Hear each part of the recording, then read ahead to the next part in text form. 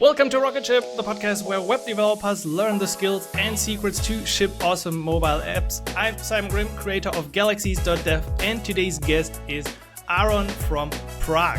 Áron is super interesting React Native expert, I would say. You're a senior front-end developer with focus on React Native, working for a very interesting company. And you also have a personal blog in which you share some epic React Native tips. So did I get everything right, Áron? Yeah, pretty much. I see that you didn't want to struggle with my family name. Yeah, but I mean, I'm from Germany. We don't have problems with that. It should be Aron Berezkin. Yeah, you got it right. Well done. Well done. Nice to meet you too. Glad to have you on the podcast. So, you work for a company called STRV. To be honest, I never heard about it before.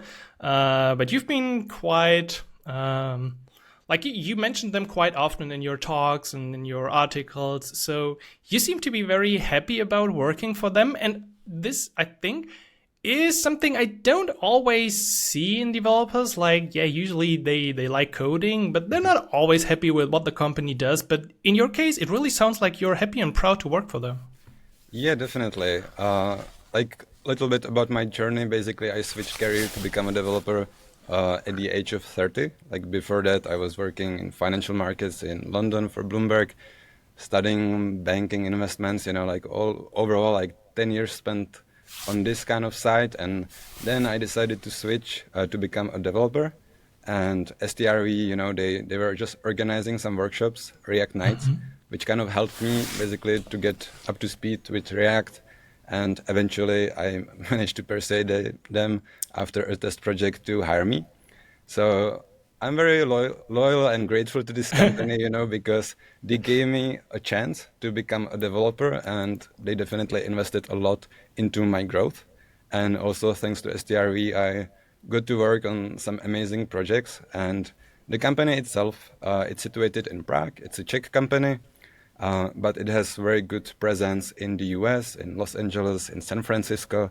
So our clients, and when I say our, I mean like STRV, yes, but I'm just a developer there, are mostly from the USA, usually startups. And yeah, the company has like cool offices, many millennials kind of people like me. That's even cool. Though we are getting older, like when the average was like 27 when I joined, maybe now it's like 30-something. People are having kids, weddings, and stuff, But that's also kind of cool. Like you're growing with the company and with your colleagues. I mean, that's something I don't have. I'm now self-employed for 7 years, I think, and I'm just like the lonely wolf doing my stuff here. And yeah, I got my freedom and I can do whatever I want, but I definitely miss this, like just talking to some colleagues, just hanging out while waiting for the coffee and saying, hey, what are your kids doing? Oh, she's already 4. Oh, cool. That's definitely some like benefits of being employed. Definitely. We have a gym, like there is quite a fitness culture here. So people like exercise together. Love that. Share some lifestyle tips. And in general, like so many smart people. We have like very strong native mobile development departments. So as a React Native developer, having the opportunity to go to native developers and ask them some questions, like share some insights, and then kind of say to yourself, why we struggle so much in React Native when they have it like all there in native or something like that. But sometimes also vice versa.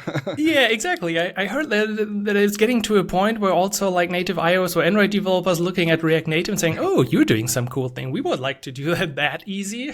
Yeah, of course. Like Swift UI, like it's all as well motivated by React and like our component structure. So they're catching up. But obviously React Native is special, and I'm a big fanboy. Yeah, we're going to get into a lot more about React Native, some tips and some opinions you had and experiences with apps. Before that, I just want to quickly circle back on your background. So you said you worked for Bloomberg in London for about 10 years, or at least you worked for 10 years in the financial market. What were the final reasons for a change? I think you wrote a article on your blog. I will put this in the show notes as well. But could you like give us the condensed version of why did you switch to development? Condensed version, okay, I will try. Like in Bloomberg, we had like these huge Excel sheets of data for analytics. And at the time, like Python started to be like the thing for data analytics, data science. So they really like pushed us to learn Python in Bloomberg. And this brought me to programming. I started to get something I wasn't getting from my job. In financial world, you know, everything is so intangible. You do something, you don't get any feedback, you know. Maybe financial markets will tell you in 2 years if your investment was correct or not. And sometimes you put like 100% effort into something versus 10% effort, and the result is the same. You know, like there are so many external factors. So in programming, I got exact opposite. I got like immediate feedback. You know, like I can style a button, I can make it to do something, and I get the reward like immediately, right? Yeah.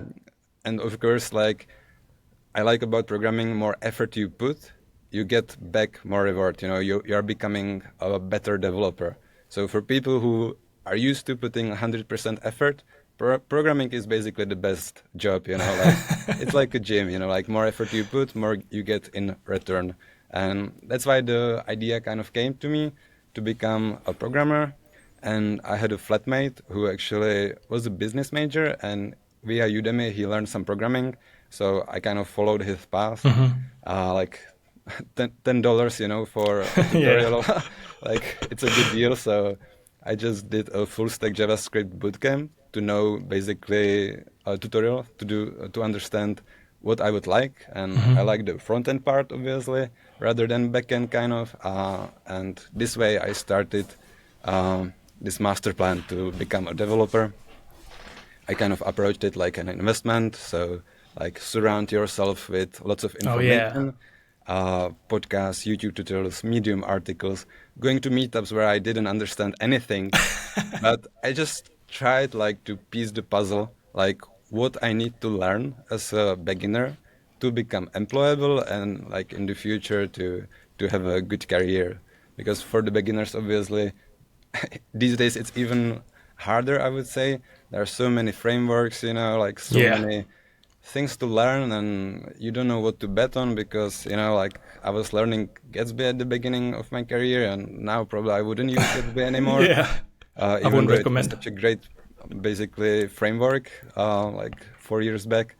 It's probably still is, Yeah, I think the whole landscape is very not really beginner friendly anymore. I mean, JavaScript is beginner friendly, like writing it's not that hard, but once you dive deeper into everything, like it just opens up this huge picture of like front end and back end, and we have servers and we have cloud functions and we have everything, and everything is just putting like it's just out there, and you need to connect the pieces together.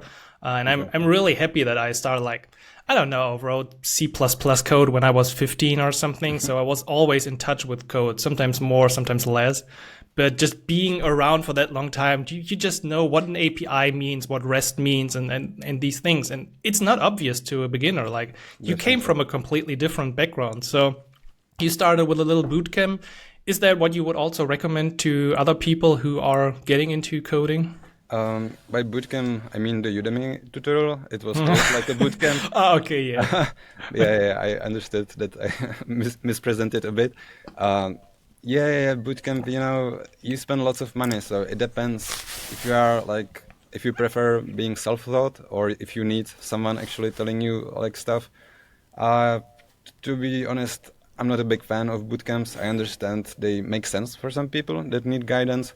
But I think it's a lot of money invested what you can get online from tutors, you know, on YouTube, from you, from others, basically for the fragment of the price. Yeah, that's true.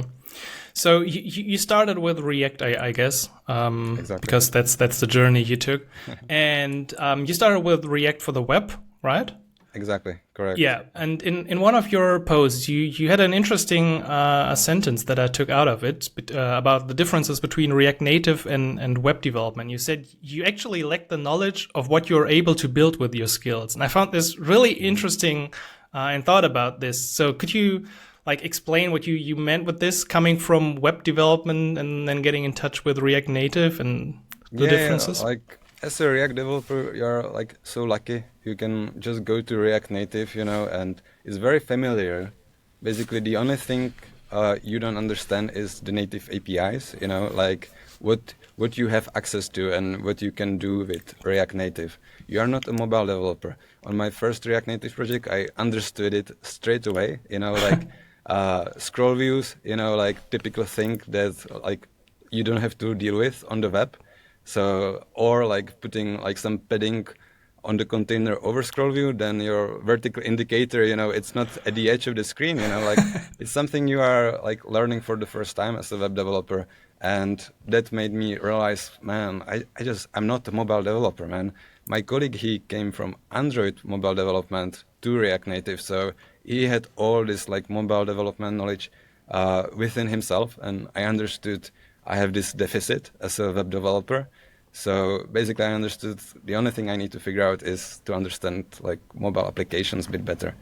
One thing I did basically was reading the, from Apple, human interface guidelines, I think. Yeah. Great source basically for mobile developers to kind of understand what the user experience should be. Also from Google, the material theme, material design, they have good documentation on this topic as well. And they even have a part where they have like cross-platform comparisons, like the arrow on Android is the back arrow on Android is different than on iOS. Ripple effect, obviously, touchable opacity. So I understood I need to start to think more like a mobile developer rather than web developer. And Mobbin is also a good source of information. I don't know if you know Mobbin. It's basically a service that they basically do screenshots of like very popular applications. And you can access basically screenshots of the mobile applications that are very popular. So that you understand the patterns, like of the mobile design. And that's perfect. Yeah. So basically, I digged into this, tried to become a bit more like a mobile developer because we as a React developers are really privileged. We can build mobile apps super easy, but some things we are just missing because we don't know it. Yeah, I think this transition is interesting. I never thought about it, but at the time I was initially also a Swift developer or Objective-C Swift native developer, and then I came into like cross-platform apps. I started with Capacitor, Ionic, and Cordova, and then came to React Native just recently, just a year ago. I mean, I had a very interesting video about it in like 2015, like, is React Native the next big thing?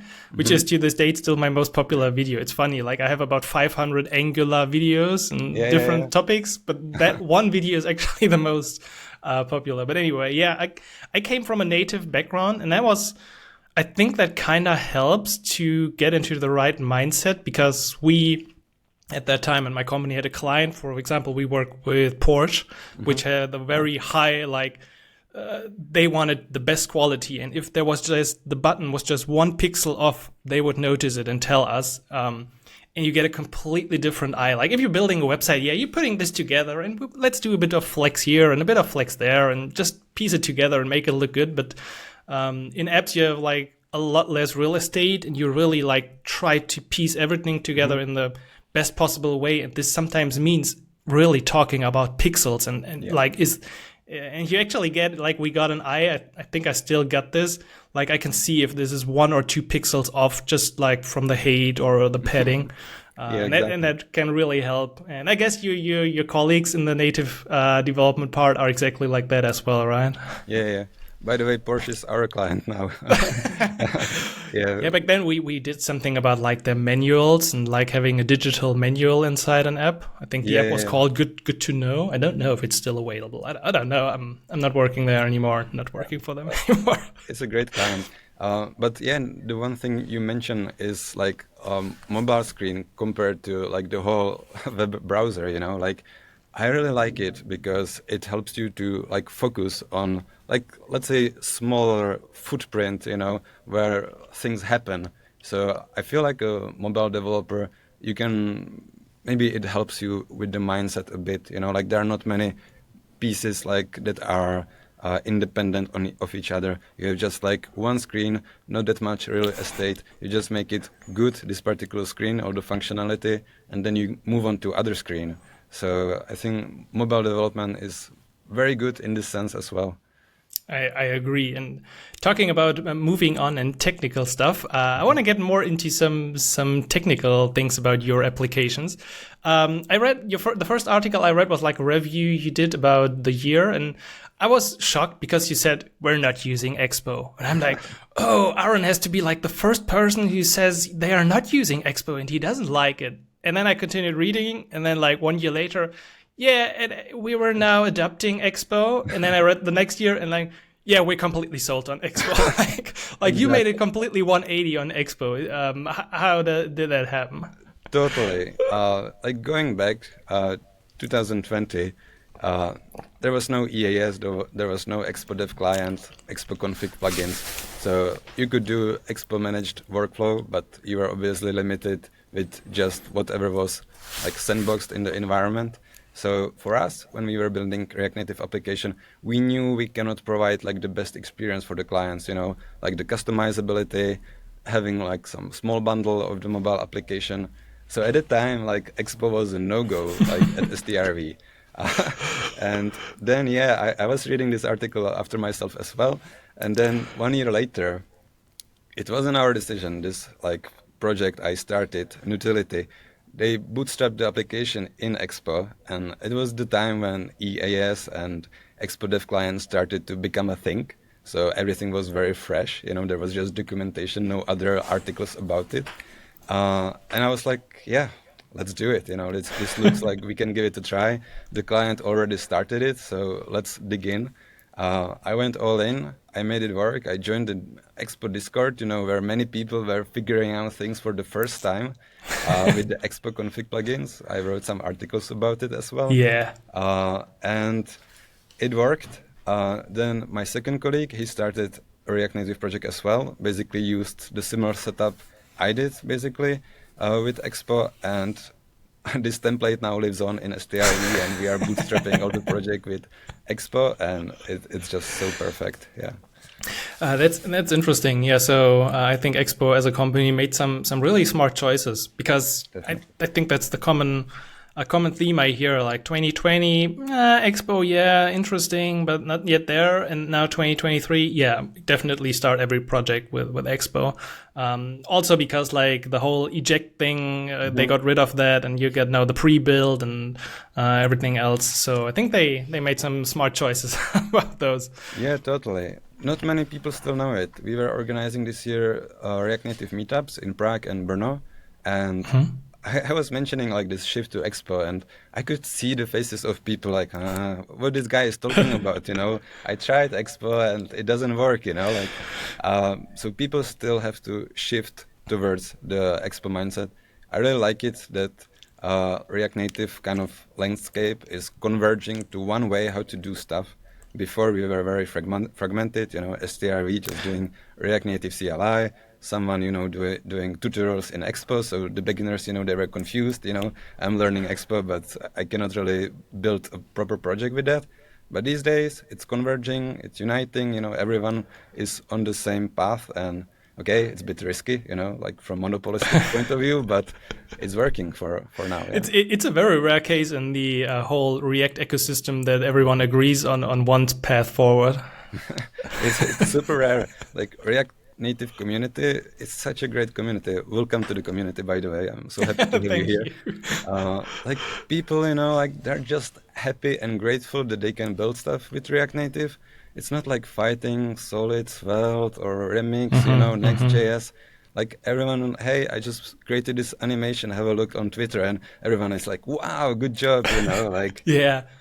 I mean, in the React Native world, it's probably React Native versus Flutter or the other tools out there, but I have the standpoint that all these tools serve a different purpose, and Flutter is great. Just this morning, I listened to a podcast from Infinite Red about a Flutter developer, and there are cool things about Flutter as well. I tried it as well. There are also cool things about just doing native development, like Swift UI also feels great, and Android has, I think, what is it, Kotlin Multiview? I know what you mean. Yeah.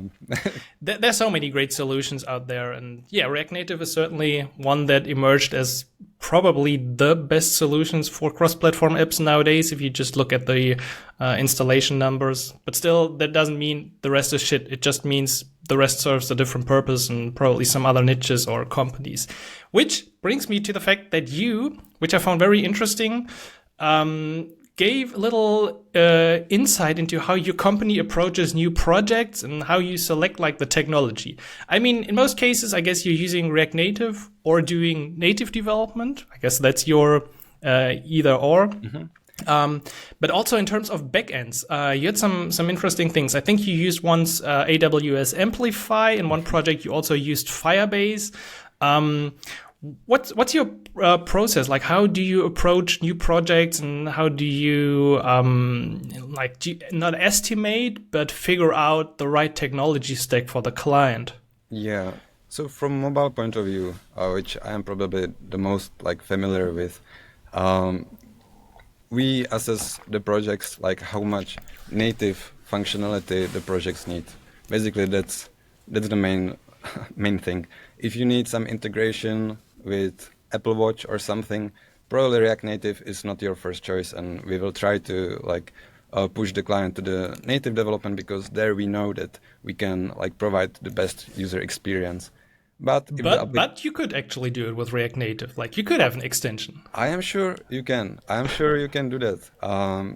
But maybe also it's a bit React Native is very strong in projects where you can use it efficiently to the maximum, and you can kind of easily recognize what projects will benefit the most. You will save some budget for the client. You can make it more maintainable because you don't need the two native engineers, and you can build it really fast. If React is just built for that.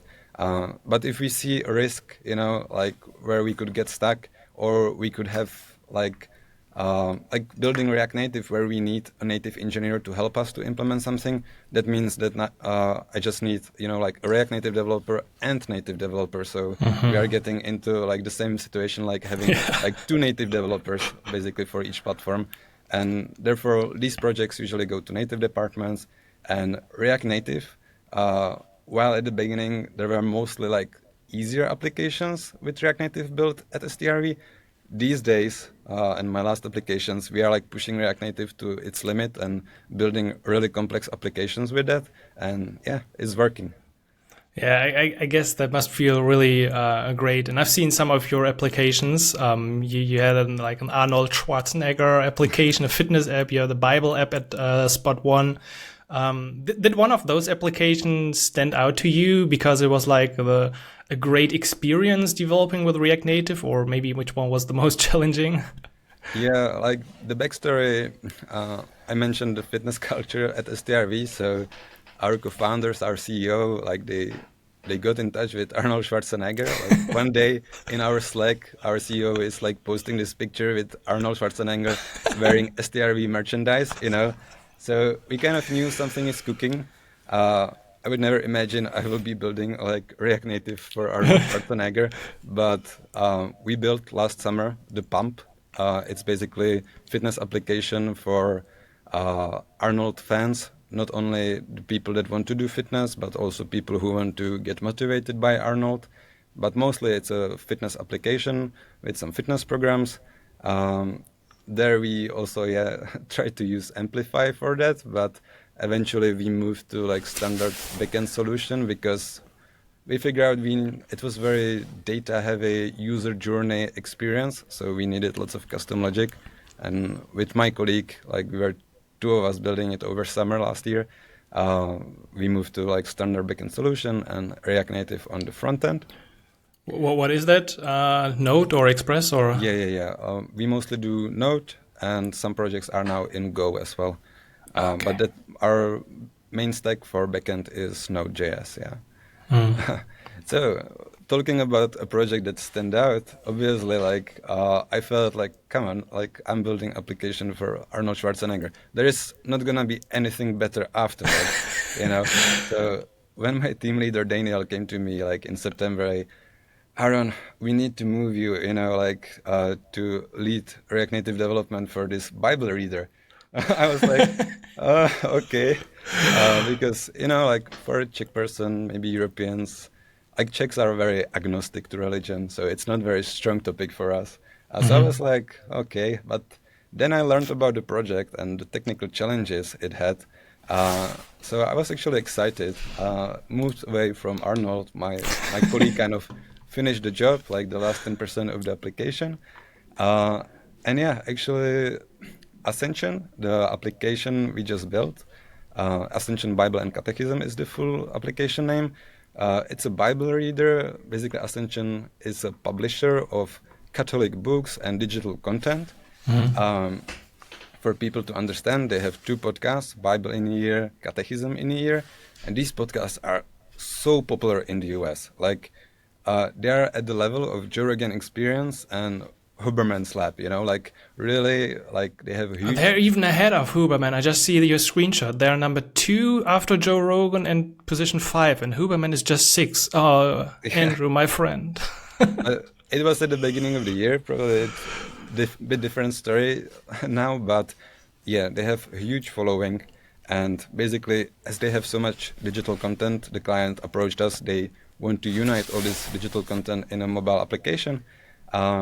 So our first technical challenge was like how to show Bible in a React Native application, and not only Bible, Catechism is like Catholic book as well.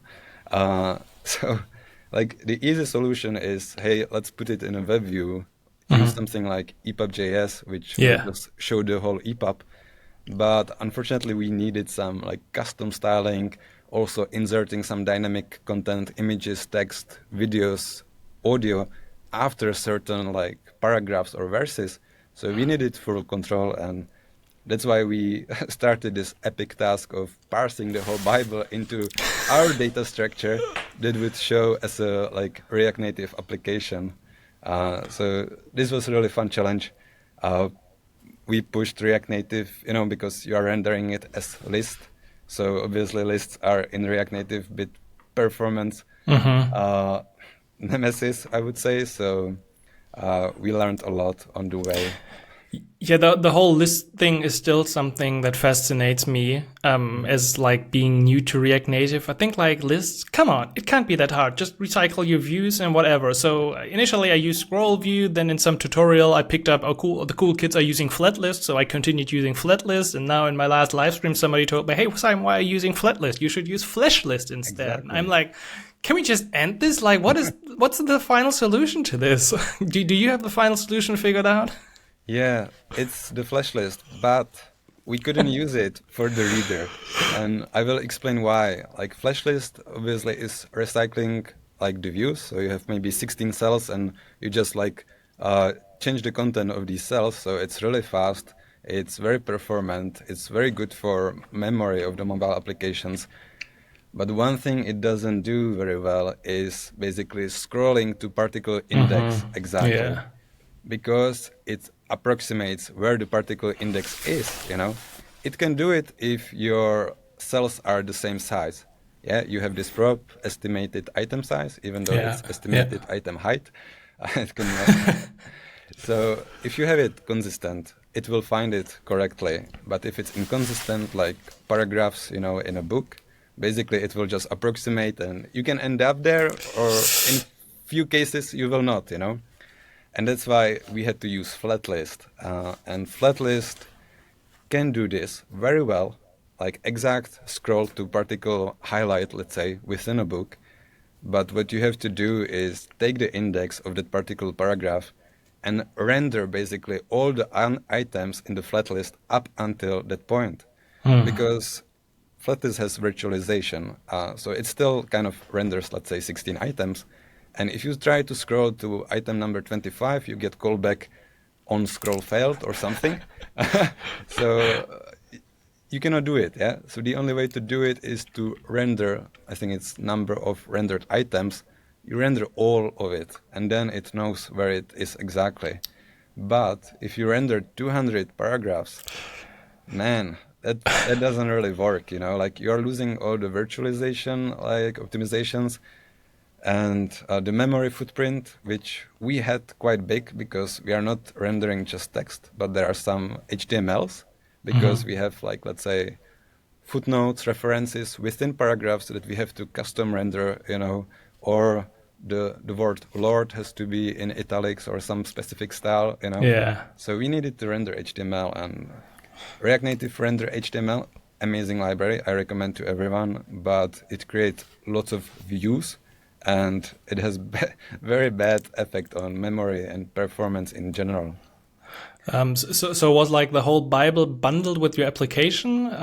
Did you use like an asset bundle or something, or did you have all? Like you said, they had like quite a lot of content. Is all of that in the app, or are you streaming like the rest?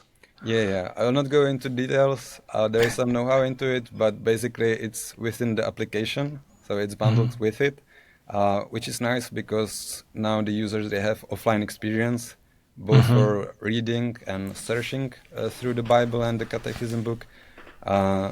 We considered backend, but like mobile is great when it's all offline. And given that the Bible will not change ever, you can do that, because if you put highlight on verse 23 and you save it to your backend, this verse will be there, forever. That's the one good thing. Only thanks to that we knew that we can like put as a static asset into the application. Yeah, that's fascinating. Also, I think you also said you're using the AV, Expo AV, right? Controls. Expo AV, React Native track player, actually, for the podcast.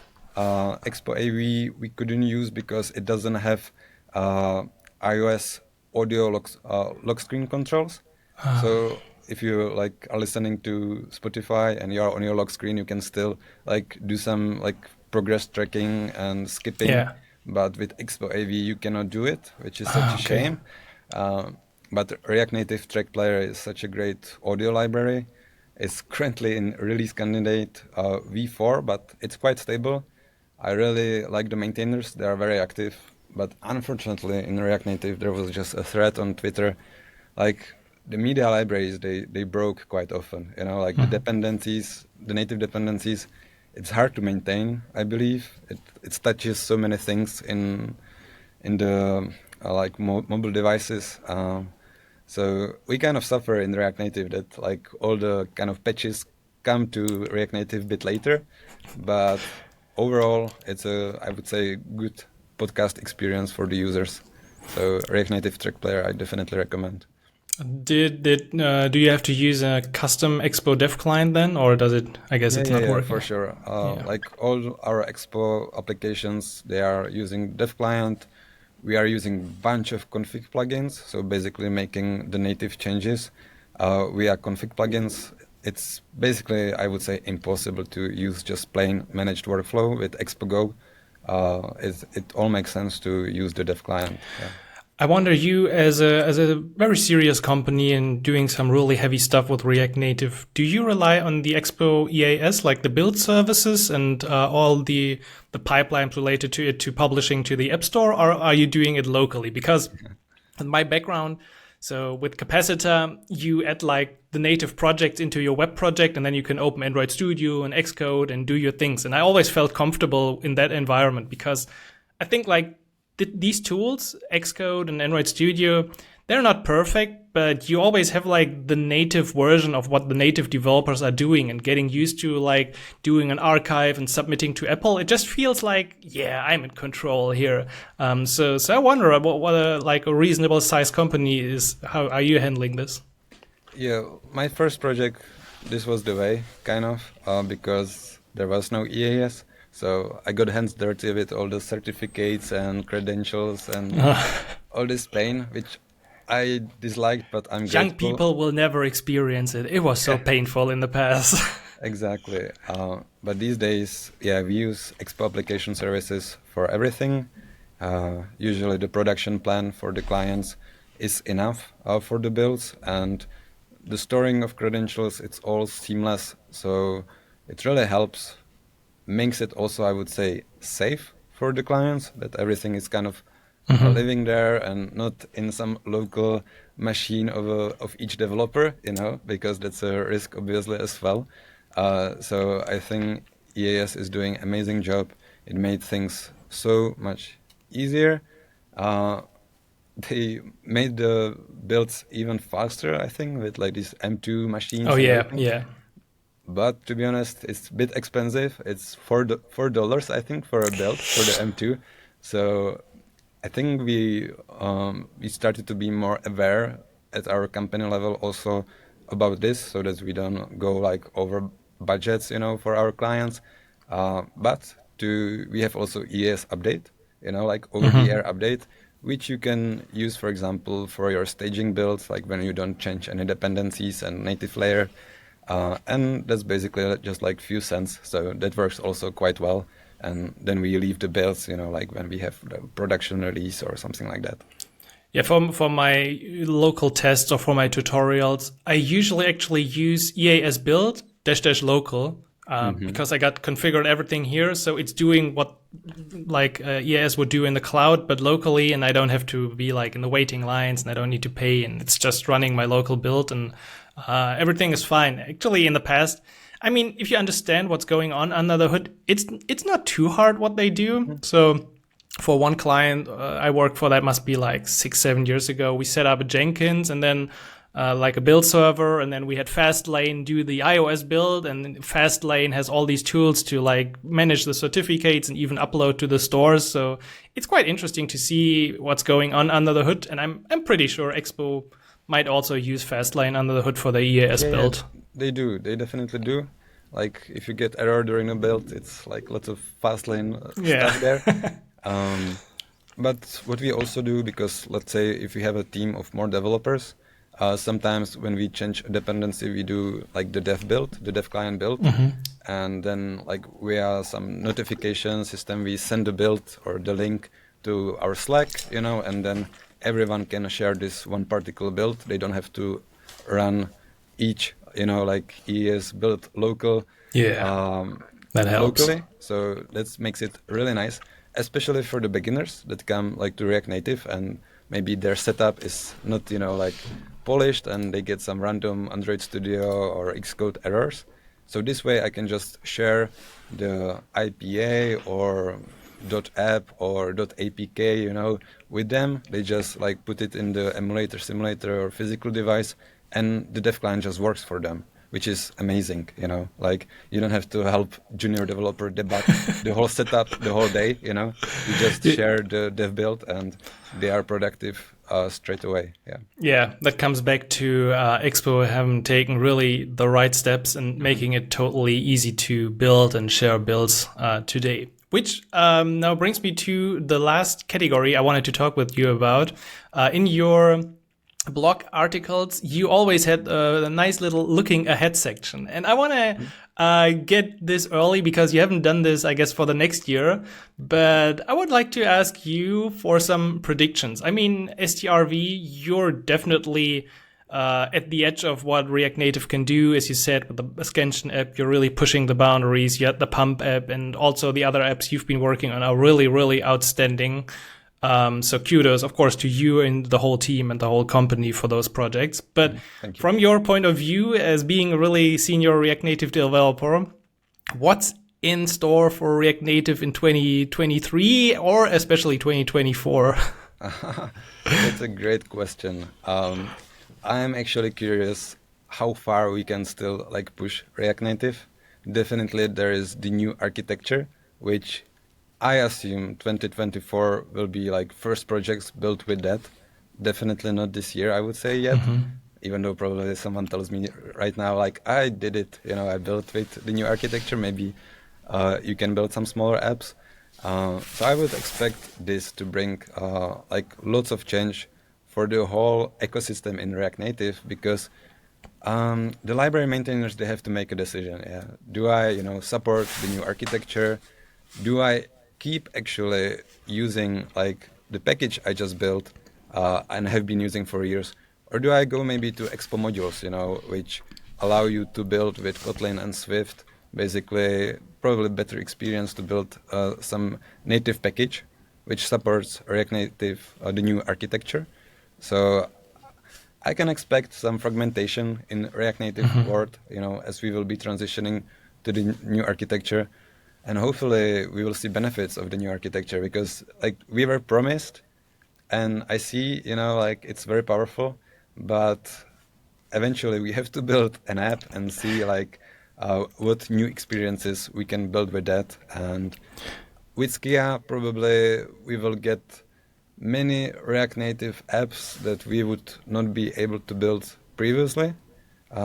So maybe our mindset of React Native developers will have to change a bit, that it's just not a simple application with React Native. You can build maybe a game, like last year at App.js, someone was sharing some amazing game they built with Skia, William Candelion. He had this workshop, and this guy is showing him, hey, I just built this with Skia, and it was amazing, a game, why not? Something that you would use Unity for example. So I'm really looking forward, where React Native will go. And one other thing which I am awaiting when will happen is when React Native web will become a bit of a more standard, with Expo Router, Tamagui, it seems like people finally might find the stack that will allow to build efficiently application for both Android, iOS, and the web from one code base. I'm really curious if we will get there. I'm a fan of these changes. I see how it makes sense for clients that want to save money, but at this moment, at STRV, it's not our recommended solution. We would rather go for a monorepo where we build React Web, and React Native for the mobile, and share some APIs, theme, and other business logic via monorepo setup. And I'm looking forward when this will become a new standard, like React Native Web. People will be building as a default via React Native and having a website and mobile applications, granted. Yeah, these are perfect predictions and last words. It's definitely also what I'm looking forward to almost for years now. Just this one solution that works. I mean, as you know, I'm a fan also of Capacitor, which can wrap your web application and you can do native, but it has other drawbacks. And it's funny how React Native was made for targeting native, and now we're going back to the web with React Native. So I think there's a bit of confusion, and because there's React Native for web, and then we have Expo for web, and the Expo router now definitely making progress. But on the other hand, then we have Next.js monorepositories with Solito and Tamagui. So there's a lot of movement in this. I would love to talk with you more about the whole Expo router landscape. Maybe we can do this in a follow-up episode, because for today, I think we covered already a ton of topics. It was really a pleasure to talk to you, Áron, and it's pretty clear that you and your company are experts in what you're doing with React Native. So if the listeners are interested, we're definitely going to bring back Áron to talk about Expo router, monorepositories, and I think you can share some few stories about that as well. For today, we're going to wrap it up with a quick question round. So I got 5 quick questions for you that you can most likely answer pretty fast. Are you ready? I hope so. Okay, here we go. Question number 1. Star Wars or Star Trek? Star Wars, all the time. Yes, perfect, my man. And Mac or Windows? Oh, it's a Mac, but the whole career in finance, everything, I was total Windows user. And then when I started a programming job, I had to learn also using Mac. It was oh my God, why I cannot resize the windows, easily and stuff. But now I'm totally sold, MacBook all the time. Yeah. It's funny. My brother is also a software developer, and he's still on Windows because he really doesn't like Apple. And I'm always every developer is using Mac. Just do it now. Yeah, I don't know what's his problem. Anyway, what's your favorite IDE? VS Code. It has always been. Never had to change it. Yeah. Yeah, I had someone tell me he's using still Sublime or something. That was interesting. Some people's minds are very hard to change, Oh, that's a hard word. Question number 4. What's your latest discovered package or library or service, something you stumbled upon? Oh, something new. You know, on most of the projects I worked, we had GraphQL. I really liked it. You know, like it gives you lots of control, very nice developer experience. And this Ascension last project, it has a REST API. So I was like thinking, how can I bring the GraphQL developer experience to REST? Because in GraphQL you can just code generate like Apollo client hooks or React query hooks. So actually I found this like amazing package, and there are many that do it, but Open API Code Gen. Open API is basically a YAML file that the backend engineer can maintain about, you know, the API, and then it gives you basically some source of information from which you can start generating maybe React query hooks, you know. So from REST API, you have this Open API YAML file, and you can just generate React query hooks, which make your experience so much better as a developer and also make the project maintainable, you know. So if I can recommend something, persuade your backend developers to maintain Open API YAML and use this Open API YAML if you have REST API to generate your React query hooks or something. Yeah, that's awesome. We're going to definitely put that in a show note. And that's also a topic I had on my list to discuss with you, your thoughts on GraphQL versus REST APIs as you work with both. We're going to save that for another conversation. But I think you also came across this specific package because you've been working with Supabase and they used some code generation for their stuff, right? You can generate types with Supabase. Yeah, right. I don't know if they still do it the same way, but 2 years back when I had a public talk about Supabase, I remember they mentioned Open API. So it stuck in my head, and when I started this project, I was like, okay, I have to figure it out because I don't want to write like React query hook for every API we have. And yeah, I would recommend to everyone. I don't know if this is the only thing that stuck with you in your head, or also if your head was specifically made up from your financial career, because I noticed during our conversation that you sometimes brought in snippets or set words that were exactly in the article that I had open on my other window. Like you had whole sentences in your brain that you probably wrote once about a topic, and now like you know exactly those words. So maybe you have like a very special brain. Yeah. Usually what I write, I remember. So that was always my way how to learn stuff. So that's why I enjoy actually writing articles, because it solidifies my knowledge. And yeah, now I'm like a parrot, probably repeating my articles. Yeah, I'm looking forward to your next articles. We're going to put the link to your blog as well in the show notes. There have been some really helpful plugins. Yeah, the guide about writing Expo config plugins, for example. So please do more of them. They really help. Okay. Last question. What was your latest useful purchase? Could be related to tech, but could also be life related. Related purchase.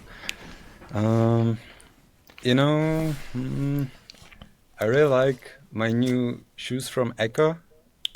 You know, I don't know if you know the brand, but Echo has really comfortable shoes. But now I'm thinking, actually with my wife, and she chose it, we bought this conference room table, basically in front of our sofa and in front of our TV, you know. And this conference room table, you can lift it, you know. So if you have this bad habit, you are watching Netflix and you want to eat your dinner together there, you can just lift it and it makes it a bit more comfortable, you know, to eat. Definitely it's a bad habit, but makes the experience nice. I love it. Yeah, I have an adjustable desk as well, so I can move up, and after this podcast, I can just put my treadmill under it and get more steps. So I'm following STRV in being very healthy. I just worked out this morning already. I follow everything from Huberman, and now I get my at least 10 or 20K steps on my treadmill under my standing desk. Well done, Simon. Well done. Yeah, so if I'm looking for a job in the future, maybe that helps me to shorten the process at STRV. just come visit to Prague. I guess you're from Germany. It's not Yes. too far, so No, it's not. we can do a workout together at STRV gym. Oh, I'm looking forward to this. Yeah, we should do a workout, and we should definitely record another episode one day about GraphQL, REST, Expo Router, Expo Web, and man, I highly enjoyed this conversation. Like all the podcasts, I'm still learning, and today I think I learned a ton again about specific React Native topics. So, Aaron, where can people find more about you? About me, probably my personal website, aronberezkin.com.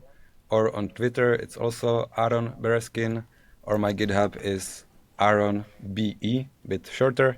So that's probably the good place where to find me. Or just Google Aron Berezkin. I don't think there's any other. So you will find at least my website. Yeah. Yeah, I had the problem that Simon Grimm. So actually, my initial name was Simon Reimler. Then I married my wife and I took her name. But afterwards, I noticed that there's actually a pro wrestler called Simon Grimm. And that kind of gave me strange search results. But anyway, yeah, I'm going to put all your links in the show notes as well. And people can find me at galaxies.dev, where I try to help people get into React Native and always using Expo, of course. We highly bet on that as well on galaxies.dev. Also on YouTube, tutorials coming every week, live streams coming every week, usually. And of course, don't forget to subscribe to this podcast if this was the first time you listened to Rocket Ship. So thanks, Aaron, for joining me today. Hope everyone enjoyed the conversation, and I will catch you next time. Take care. Goodbye.